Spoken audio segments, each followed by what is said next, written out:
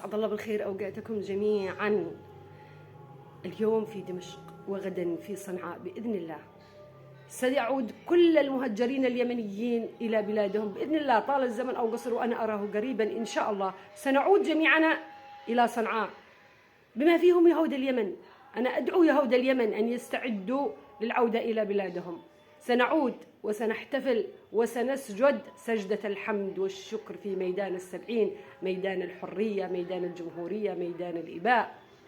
بالأمس يتشدق الخامنائي ويبارك لنفسه ويبارك المحور التابع له بسقوط رابع عاصمة عربية في أحضان إيران، في أحضان الفرس. وها هي اليوم تتحرر إحدى هذه العواصم العربية التي سقطت في حضن إيران.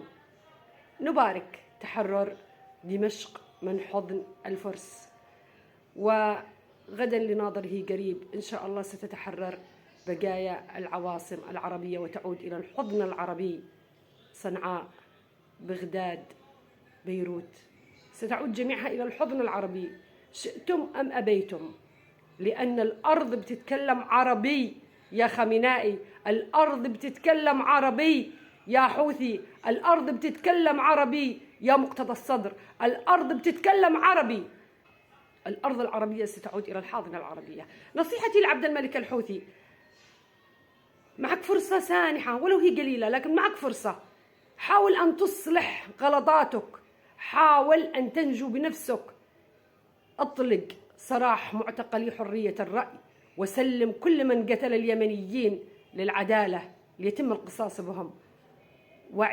عيد حساباتك، عيد سياستك يا عبد الملك الحوثي. راجع نفسك قبل فوات الأوان. فوالله والله والله والله العظيم بأن الشارع اليمني يغلي واحتقان غير طبيعي. وقسما بالله لو بس تأتيهم الفرصة السانحة بأنهم سيشربون من دمك، سيشربون من دمك. في كل بيت جرح، وفي كل بيت مأساة، وفي كل ركن من أركان اليمن لك جريمة، ويديك ملطختان بدماء اليمنيين حتى الثمالة.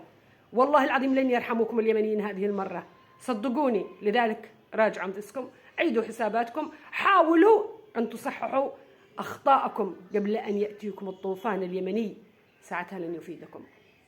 تحياتي.